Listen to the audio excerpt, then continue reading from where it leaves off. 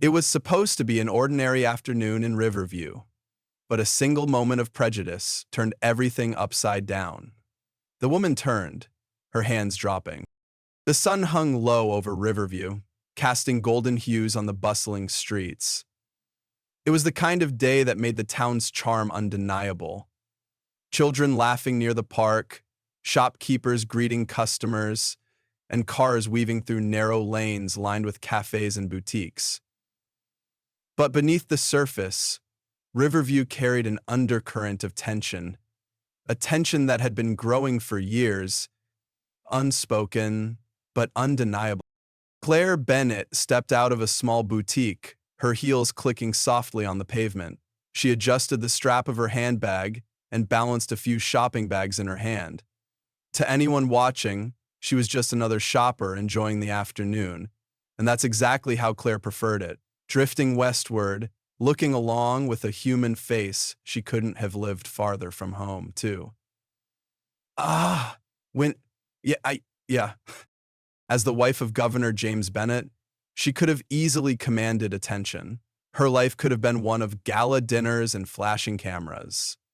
But Claire was different. She valued her privacy, choosing quiet moments over public appearances.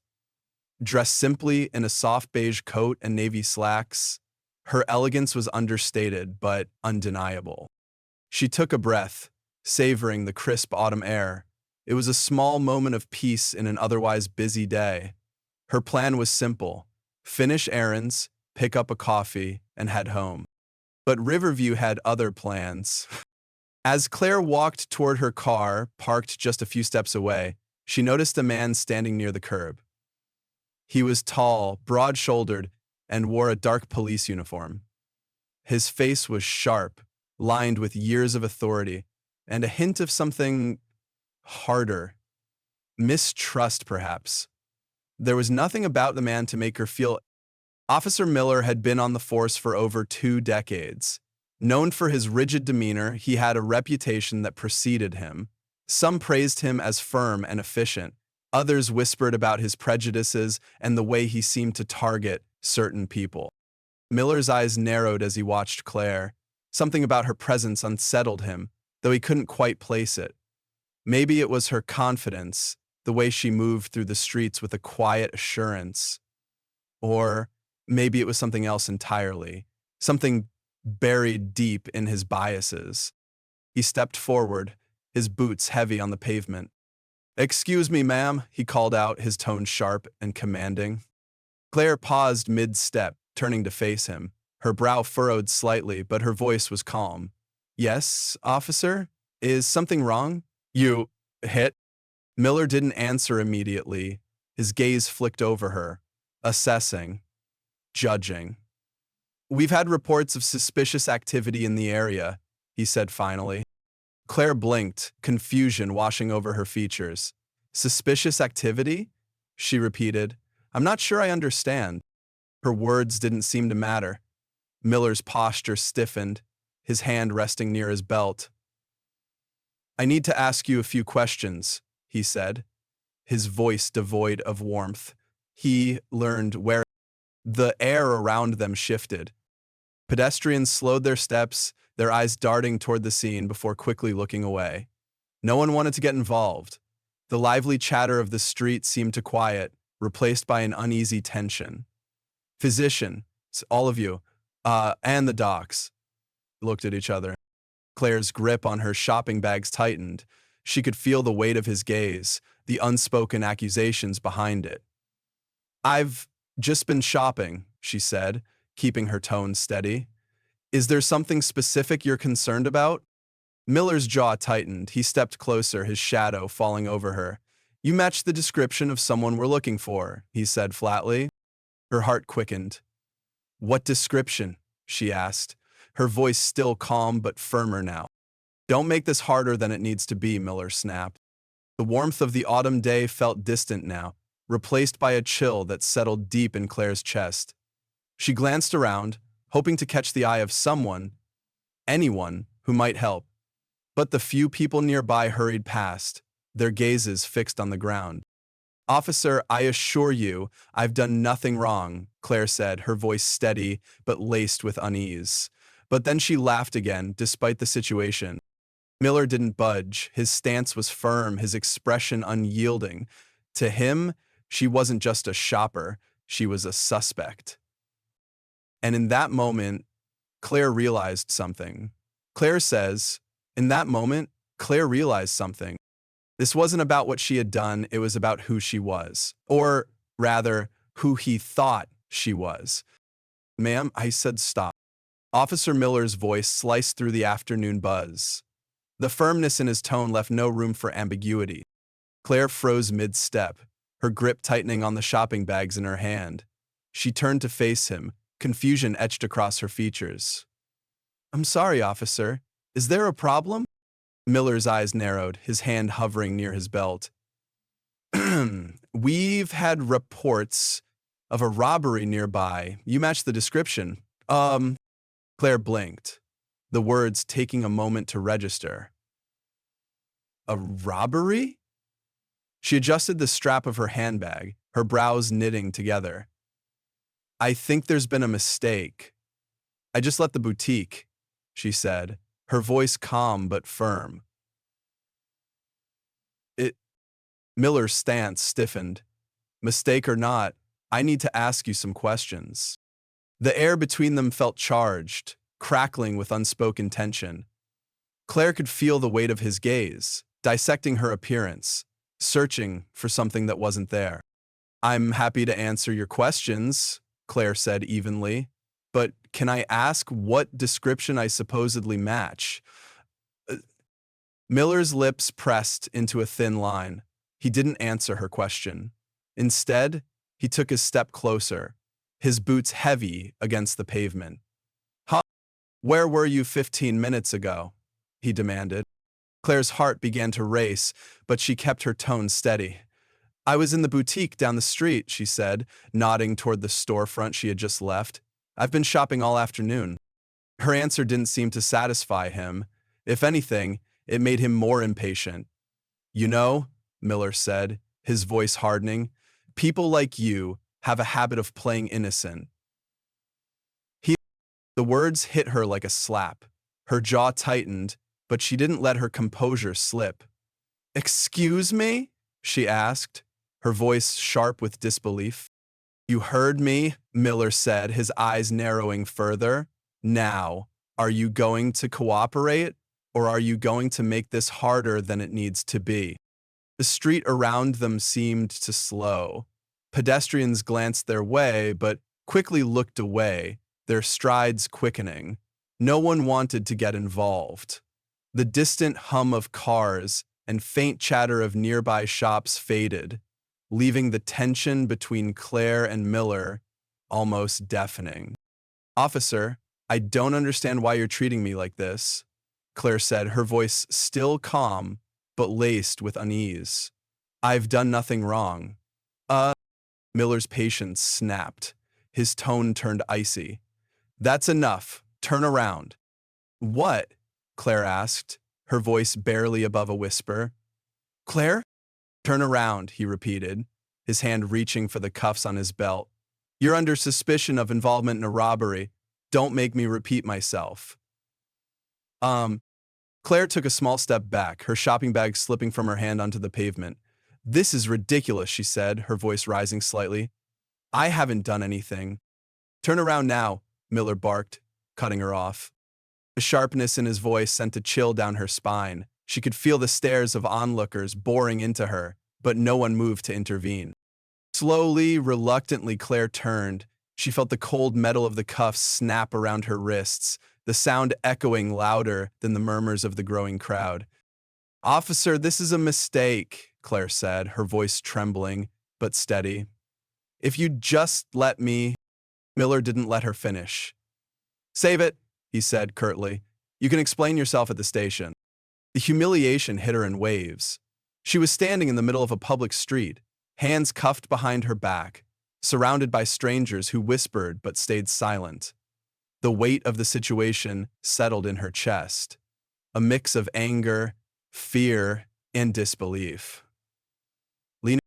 One bystander, a young man in a hoodie, pulled out his phone and began recording. A woman near the cafe across the street whispered to her companion, "What's going on?" So, um, she must have done something, her companion replied. Claire lifted her head, her chin high despite the tears stinging her eyes. "Officer," she said again, her voice firmer now, "I am Claire Bennett, the wife of Governor James Bennett. If you call him—" Miller scoffed. "Yeah, right, I'm the president," he said with a sneer. His dismissive tone was a sharp reminder of what this was really about. He didn't believe her, not because of her words, but because of her skin. And another wave of whispers rippled through the onlookers. Some looked sympathetic, others skeptical. No one stepped forward. The cuffs bit into her wrists as Miller led her toward the patrol car parked nearby. Claire felt the sting of humiliation deepen as she glanced over her shoulder at the crowd. She couldn't see a single familiar face.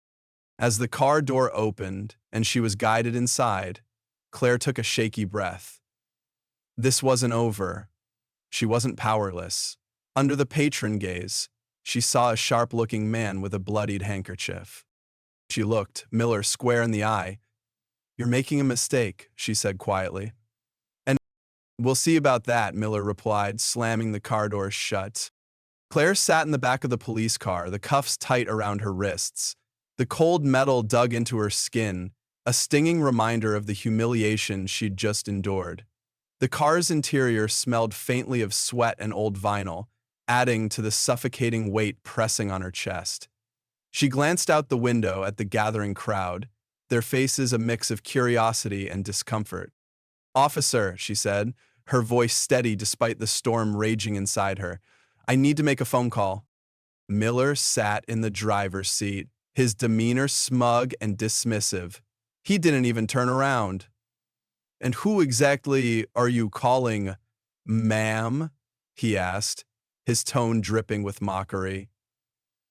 "I'm Beyoncé," Miller sobbed. "My husband," Claire replied firmly. Miller let out a short, derisive laugh.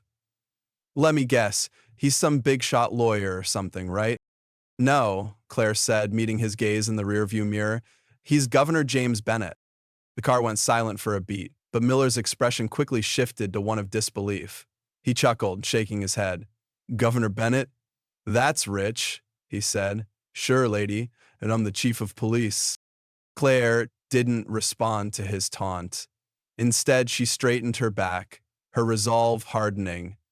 She wasn't going to let this man diminish her any further. "I'd like my phone, please," she said, her tone calm but unyielding, and behind the tense she couldn't help but add a wink. In the end, she decided, if he was coming here on this, she'd beat him with her own wings. Miller rolled his eyes, muttering something under his breath, but eventually reached over and handed her the phone. "This ought to be good," he said. "Go ahead, make your call. Let's see what your imaginary governor husband has to say." Claire dialed the number with trembling fingers, but her determination didn't falter. The line rang twice before a deep, commanding voice answered. "Claire." "James," Claire said, her voice steady but taut with emotion. "I've been detained by the police." There was a pause on the other end of the line. When James spoke again, his tone had shifted, calm but filled with unmistakable anger. "What happened?" "It's—" Claire exhaled, trying to keep her composure. "I was shopping downtown. An officer stopped me, claimed I matched a suspect's description, and arrested me." Her voice wavered slightly, but she pressed on. "I told him who I was, but he didn't believe me." "Where are you?" James asked, his words sharp and direct. "Near the corner of 5th and Main," Claire said. "Officer Miller is the one who arrested me." Miller's ears perked up at the sound of his name. He glanced at her through the rear-view mirror, his smug confidence faltering ever so slightly. "No, not really yet. I'll be there immediately," James said. "Stay calm. I'll handle this." The line went dead. Claire lowered the phone, her grip tightening around it. She looked directly at Miller, who was now shifting uncomfortably in his seat. "You'll see soon enough," she said quietly. Miller forced a smirk, trying to regain his composure. "We'll see, huh?" he said, though the bravado in his voice had dimmed. "Lady, I don't care who you claim to be. The law's the law." But his words lacked conviction.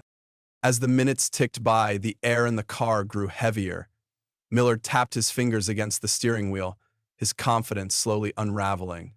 The doubt was creeping in, gnawing at the edges of his certainty. What if she really was who she claimed to be? He adjusted his rearview mirror, glancing at Claire again. Her calm demeanor unnerved him. She wasn't pleading or begging. She wasn't shouting or panicking. She simply sat there, waiting. The faint sound of sirens in the distance broke the tension, growing louder with each passing second. Miller's jaw tightened as he glanced out the window. A sleek, black SUV came into view, speeding toward them. "Can't be," Miller muttered under his breath. Claire didn't say a word. She didn't need to. As the SUV came to a sharp stop, the driver's door swung open, and Governor James Bennett stepped out. His tall frame and commanding presence immediately drew the attention of everyone nearby. The crowd murmured in recognition, their whispers rising like a wave. Miller's face turned pale. He fumbled with the door handle, stepping out of the car to meet the governor. His once confident stride was now hesitant, his shoulders tense. "I love your help." Claire watched from the back seat, her heart pounding, but her expression calm. She could see the unease in Miller's posture, the way his hands trembled ever so slightly as he adjusted his belt. Governor Bennett approached the car, his gaze locked on Miller. The air around them crackled with tension. And in that moment, Miller knew he had made a mistake. The faint hum of sirens faded, replaced by the roar of a sleek black SUV cutting through the murmuring crowd. It screeched to a stop just feet from the patrol car. The door swung open, and Governor James Bennett stepped out. Oh. He was tall, broad-shouldered, and radiated an aura of authority that silenced the whispers around him. The tailored lines of his suit moved with precision as he strode forward, his eyes locking onto Miller with a focus that could pierce steel. "I will give you 7 days per horse," was all Miller heard. The onlookers gasped. Recognition spread like wildfire. "It's the governor!" someone whispered, their voice trembling. Phones were raised, cameras rolling as the moment unfolded. Miller's bravado crumbled almost instantly.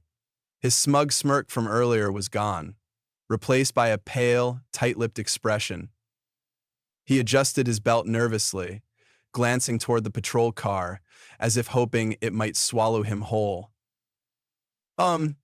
Sorry," I said.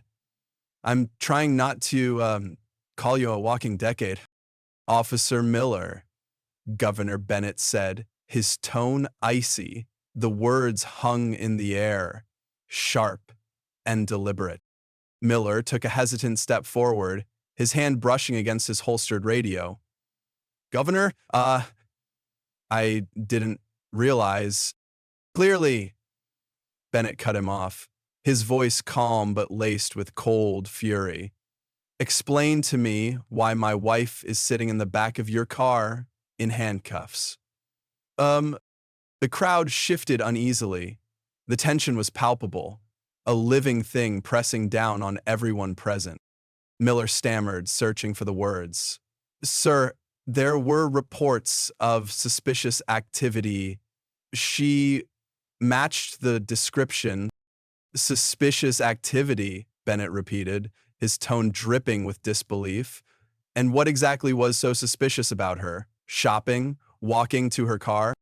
"Sir, I was just following protocol," Miller said, his voice trembling now. "She refused to cooperate." "That's a lie," Claire's voice rang out from the back seat. Her tone was steady, but the frustration in her words was unmistakable. Bennett's head turned slightly, acknowledging her words without losing his focus on Miller.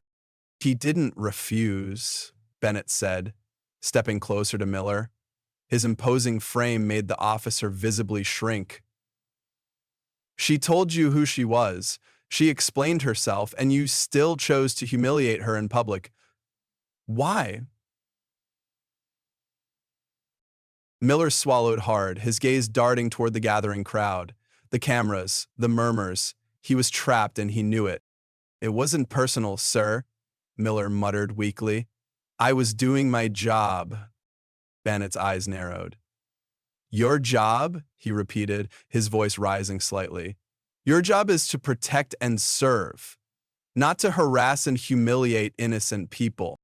The crowd murmured louder, emboldened by Bennett's words. A woman near the front shook her head. He's right, she said quietly. This happens too often. No, Bennett took another step forward, his voice carrying the weight of a man who would not be ignored. This isn't just about my wife, he said, his gaze sweeping over the crowd. This is about a system that allows people like you to abuse your power. A system that targets people based on nothing more than the color of their skin. The words hit like a thunderclap. The murmurs grew into audible agreement. More phones were raised, their lenses capturing every second. Miller shifted uncomfortably, his hands twitching at his sides. Sir, I didn't mean what? Bennett interrupted, his voice booming now. It didn't mean to racially profile her, didn't mean to use your authority to intimidate her, or didn't mean to get caught. The silence that followed was deafening. Bennett turned slightly, addressing the crowd directly. How many times has this happened to someone who doesn't have the means to call for help? He asked. How many more people will be humiliated or worse because someone in a uniform thinks they're above accountability? Bennett slowly drew Mary. It was her turn to abruptly stand. Mary. A ripple of agreement swept through the onlookers. A young man stepped forward, his phone still recording. Governor, we see it all the time, he said, his voice steady but impassioned. People are tired of it. Bennett nodded, his expression softening for a moment. And we should be. This stops now. Now, he turned back to Miller, his tone dropping into something more measured but no less firm. You're suspended, effective immediately, he said. An internal investigation will determine the rest. What to? Miller's face drained of color. He opened his mouth to protest, but no sound came out. Hand me the keys, Bennett ordered. Miller hesitated for a fraction of a second before fumbling to remove the keys from his belt. He handed them over with trembling hands. Bennett walked to the patrol car and opened the back door. Claire stepped out, her composure intact despite the weight of what had just unfolded. Bennett gently removed the cuffs, his hands lingering for a moment as he looked into her eyes. Are you okay? He asked quietly. I am now, Claire replied, her voice steady. Bennett turned back to Miller one final time. This should never have happened, he said, his tone heavy with finality. And it will not happen again. The crowd erupted into applause. It wasn't loud or celebratory. It was firm, supportive, and filled with a collective demand for justice. Miller stood frozen, his eyes darting around for an escape that didn't exist. As Bennett guided Claire toward the black SUV, the weight of the moment lingered in the air. The governor's actions weren't just about his wife. They were a stand against something much larger. And everyone watching knew it. The applause from the crowd had barely faded when Governor Bennett pulled out his phone. His expression was a mask of calm determination, but his voice carried the force of someone who wouldn't accept delay. This is Governor Bennett, he said sharply into the receiver. I need internal affairs on site immediately. Officer Miller's actions need to be reviewed now. The crowd, still gathered, exchanged glances.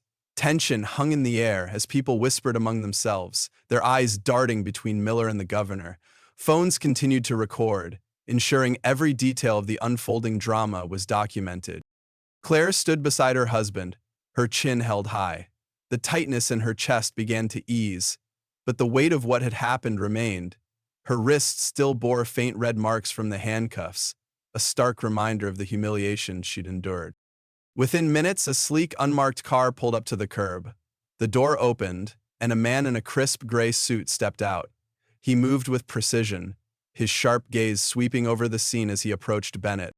"Governor," the man said, extending a hand, "I'm Agent Ruiz from Internal Affairs. I understand there's an urgent matter."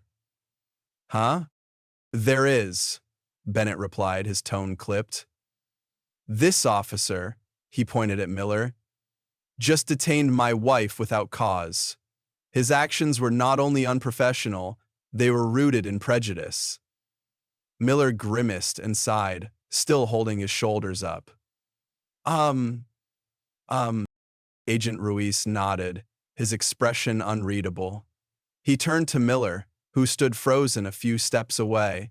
The officer's previously smug demeanor had dissolved into something unrecognizable. "Fear." "Miller," Ruiz said, his tone neutral but firm, "we need to have a conversation." Miller shifted uneasily, his shoulders tense. I was just following protocol," he stammered. "There were reports of suspicious activity. She matched the description." Ruiz raised an eyebrow. "And what was the description?" Miller opened his mouth but hesitated, the words caught in his throat. His gaze flickered to the crowd, now watching with a mix of curiosity and quiet vindication. "She was wearing a beige coat," Miller muttered finally. "Carrying a bag?" Ruiz's expression darkened. "That's it. A beige coat and a bag?" Miller's silence was answer enough. Claire stepped forward, her voice calm but resolute. "I told him who I was," she said. "I explained I had just come from shopping. He didn't care. He dismissed me and humiliated me in public." Ruiz nodded and jotted down notes on a small pad. His movements were deliberate, precise, the silence punctuated only by the scratch of his pen. "Is this true, Miller?" Ruiz asked, his eyes boring into the officer. Miller straightened his posture, trying to regain some semblance of authority. I thought she might have been lying," he said weakly. Ruiz's pen paused mid-stroke. "And your reason for thinking that?" Miller hesitated again. She seemed suspicious." "Suspicious how?" Ruiz pressed. More followed their eyes. Miller's face turned pale. He had no answer. The cracks in his confidence were widening, and everyone could see it. Beside him, Officer Thomas, his younger partner, cleared his throat. All eyes shifted to him. I didn't think it was right," Thomas said hesitantly, his voice barely above a whisper. Miller snapped his head toward him. "Thomas." "I'm sorry," Thomas interrupted, his voice firmer now. "I wasn't comfortable with it. She didn't resist. She wasn't doing anything wrong. But He trailed off, guilt clouding his expression. "I didn't speak up." Ruiz turned his attention to Thomas, his gaze softening slightly. "Why didn't you?" Thomas swallowed hard. "He's my superior," he admitted. "I didn't want to cause trouble." A murmur ran through the crowd. The tension shifted. The focus now split between Miller's defensiveness and Thomas's reluctant confession. "You understand," Ruiz said slowly, "that by staying silent, you became complicit in his actions?" Thomas nodded, shame washing over his features. "Yes, sir. I understand that now." Ruiz jotted another note before turning back to Miller. "It's clear there were serious errors in judgment here," he said. "You abused your authority and you let your personal biases guide your actions. This will not be overlooked." "But what have you said is that my personal biases are..." Miller opened his mouth to protest, but Ruiz held up a hand. "Enough," he said sharply. "You've said more than enough." The crowd, which had been murmuring quietly, fell silent again. The weight of Ruiz's words settled over everyone like a heavy blanket. Ruiz straightened, addressing Bennett. "Governor, I'll be filing a full report tonight. Officer Miller is officially suspended pending further investigation." Bennett nodded, his expression unreadable. "Thank you, Agent Ruiz." Ruiz motioned for Miller to step aside. The officer obeyed, his movements stiff and robotic. For the first time, he seemed to grasp the gravity of what he had done. As Miller was led toward the unmarked car, Claire let out a slow breath. The sight of him being held accountable brought a flicker of relief, but it didn't erase the sting of the experience. Miller said, "Uh, Bennett placed a hand on her shoulder. "This is just the beginning," he said quietly. Claire nodded, her gaze steady. "It has to be." The crowd began to disperse, their whispers growing louder as they shared what they'd witnessed. For many, it was a moment of justice. For others, it was a harsh reminder of the work still to be done. And for Miller, it was the end of the confidence he had once worn like armor. The house was quiet. Too quiet. Claire sat on the living room couch, the soft glow of a lamp casting long shadows against the walls. Her shopping bags, still full, sat forgotten by the door. She hadn't touched her tea, which had gone cold on the table beside her. Her wrists ached. The faint red marks from the handcuffs were barely visible now, but the memory of them was sharp and fresh. She traced her fingers over the skin, as if trying to erase the invisible stain the day had left behind. It wasn't just the humiliation, it wasn't just the fear. It was the fact that it had happened at all. Her mind replayed the events like a film she couldn't turn off. Miller's sharp tone, the dismissive way he spoke to her, the cold snap of the cuffs around her wrists. She could still hear the whispers of the crowd, their eyes on her, judging her without knowing her, finally, ideally fit into a box instead of bolted over with somebody. Her mind replayed the events like a film she couldn't unsee. A lump rose in her throat. She swallowed hard, refusing to cry. For years she had brushed off the smaller moments. The sideways glances at dinner parties. The subtle change in tone when someone realized who she was. The hesitant smiles that felt more like masks than warmth. It was always there, quiet, insidious, like a shadow she couldn't shake. But today was different. Today it wasn't subtle. Today it was loud, aggressive, undeniable. Claire exhaled, her breath shaky. The tears she had been holding back finally slipped free, tracing hot lines down her cheeks. She brushed them away quickly, almost angrily. Not like this, she whispered to herself. She leaned back against the couch, her eyes drifting to the framed photo on the mantel. It was a picture of her and James on the day of his inauguration. They were smiling, his arm around her shoulder, their expressions full of hope and promise. Claire felt the faintest flicker of strength rise within her.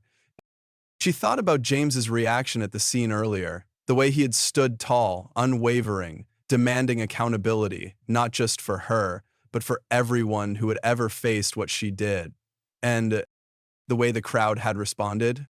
For a moment, she let herself feel that strength. It wasn't enough to erase the pain, but it was a start, and a start.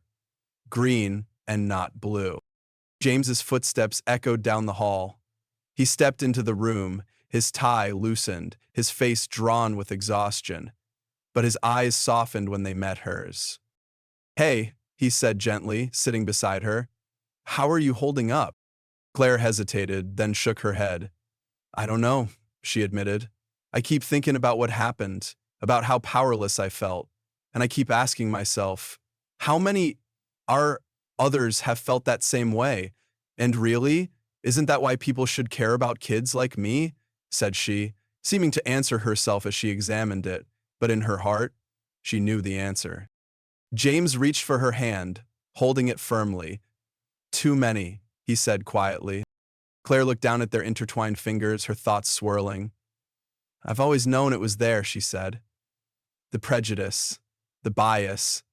I've felt it in smaller ways, but this," her voice cracked, "this was something else." James didn't interrupt. He let her speak, his presence grounding her. "It's not just about me," Claire continued. "It's about every person who doesn't have the means to call for help. Every person who's been silenced, humiliated, or worse." Her words hung in the air, heavy and raw. James squeezed her hand. "You're right," he said, "and you don't have to carry this alone. We'll face it together." Claire met his gaze, finding comfort in his steady resolve. But there was something else rising in her now, something stronger than anger or sadness. "Are you okay?" she asked. Determination. She sat up straighter, brushing her hair behind her ear. "I want to do something," she said, firmly. James raised an eyebrow. "What do you mean?" I want to use this," Claire said. "This experience, this platform. I can't just let this go. I can't just let it be another story that fades away." James nodded slowly, understanding dawning in his eyes. "We can start with a statement," Claire continued.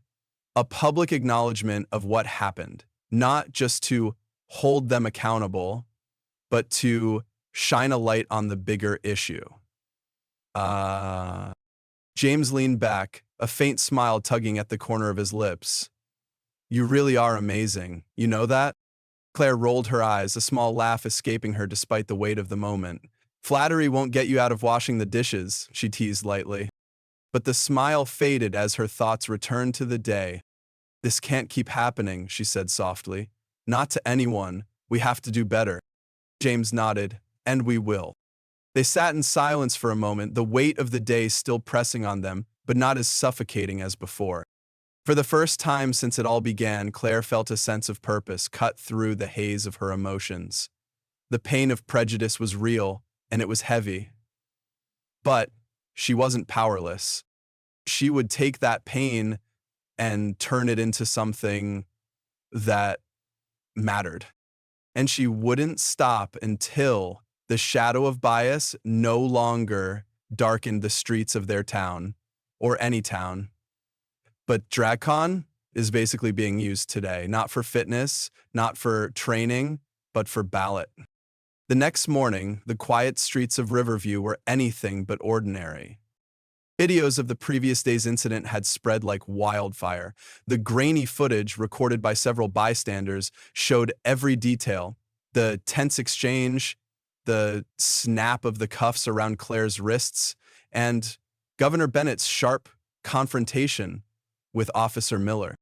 The videos carried captions that struck a nerve: racial profiling in Riverview, governor's wife wrongfully detained, and prejudice in uniform. By sunrise, they had gone viral. Thousands of comments flooded social media platforms, ranging from outrage to disbelief. Some condemned the officers outright, while others questioned how such blatant bias could still exist in a town like Riverview. "Scrap Karn. This is unacceptable," one comment read. "If the governor's wife isn't safe from this, what hope do the rest of us have?" News outlets picked up the story by mid-morning. Reporters descended on the streets where it had all unfolded, microphones in hand, interviewing anyone who had witnessed the confrontation.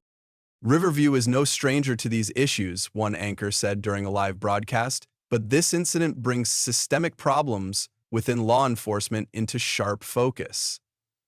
Citizens are demanding answers." I want to say that, as far as I'm concerned, with inside their homes, shops, and offices, Riverview's residents watched the story unfold on their screens. Conversations sparked across coffee tables and break rooms. The town wasn't just talking, they were feeling the weight of what had happened. The giant pizza place at Riverview High School had undergone a diabetic surgery earlier that day. The place was all bumpy and uneven. "Did you visit Riverview School ever?" Eldon frowned. "Inside, there was balls of dropped goodness, and couldn't miss that, Rose, could you?" Buddy asked, smiling. By the afternoon, the conversations turned into action. A group of local activists organized a protest in the town square, calling for reforms in law enforcement. People of all ages and backgrounds gathered, holding signs that read, "Justice for all," "End racial profiling," and "Accountability starts here." Claire and James watched from their home, the sight stirring a mix of emotions. Claire felt a lump rise in her throat as she saw the diversity in the crowd, people standing together, unified by the shared demand for change. That's the Riverview I want to see, Claire said softly. James placed a reassuring hand on her shoulder. At the protest, speakers took turns sharing their own stories, accounts of being followed in stores, stopped without cause, or dismissed when they sought help. The pain in their voices resonated with the crowd, igniting applause and chants of solidarity. Meanwhile, within the Riverview Police Department, the ripple effect was equally powerful. Officer Miller's suspension was the first of its kind in years, and while some of his peers defended him, others took a different stance. "This isn't who we are," Officer Daniels, a veteran on the force, said in a statement. "What happened was wrong, and it goes against everything this department should stand for. We support the investigation and any necessary reforms." Daniels's words made headlines, sparking further debate within the community. Some applauded his honesty, while others criticized him for breaking rank. Miko. Even among the rank-and-file officers, conversations turned serious. In hushed tones, they discussed the day's events. Some admitted unease with Miller's actions, while others avoided the subject altogether. "It could have been handled differently," one officer said quietly during a lunch break. "We're supposed to protect people, not humiliate them." As the day turned to evening, the momentum only grew. On social media, hashtags like "Justice in Riverview" and "End Profiling" trended nationwide. Public figures, activists, and everyday citizens joined the conversation, sharing their thoughts and pledging their support. "This isn't just a local issue," a civil rights leader tweeted. "It's a reflection of systemic problems across the country. It's time for accountability." Back in their home, Claire scrolled through the flood of messages on her phone. There was anger, yes, but there was also hope, a collective determination to demand better. James sat beside her, watching as she scrolled. "You've started something," he said. "A Shah for skin, daiquiri for beauty, like it or not." Claire shook her head. "No," she replied, her voice soft but steady. They have... The ripple effect continued into the following days. Riverview became a focal point for discussions about law enforcement reform, not just locally, but nationally. Both for Claire, the pain of what had happened was still fresh, but seeing the collective action, the protests, the statements of support, the growing demand for change, made the pain feel purposeful. "The three things that I most want in a life: warmth, friends, and opportunity. Me and me, it's all gonna be fine." And for Riverview, the incident became a turning point, a spark that lit the fire for a better future.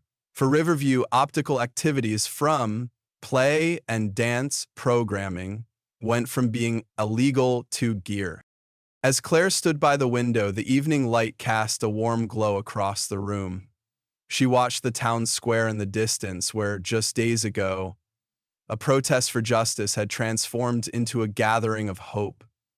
The memories of what had happened still lingered, sharp and raw. Yet, amid the pain, there was something new, a sense of purpose. She thought about the conversations that had begun, the changes already taking shape. It wasn't easy to face the reality of prejudice, but it was necessary. What she had endured wasn't just her story. It was a story shared by countless others. And now, it had become the spark for something greater. If you were had, I would probably say the same thing.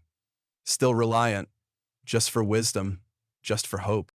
James entered the room, his presence grounding her thoughts. "It's a start," he said softly, as if reading her mind. Claire nodded. "It's more than a start. It's proof that change is possible." The world wasn't perfect, and there was still so much work to do. But in that moment, Claire felt hopeful. Courage had turned a moment of injustice into a movement for accountability and compassion. And as she looked ahead, she knew this was only the beginning. Because standing up wasn't just necessary, it was powerful.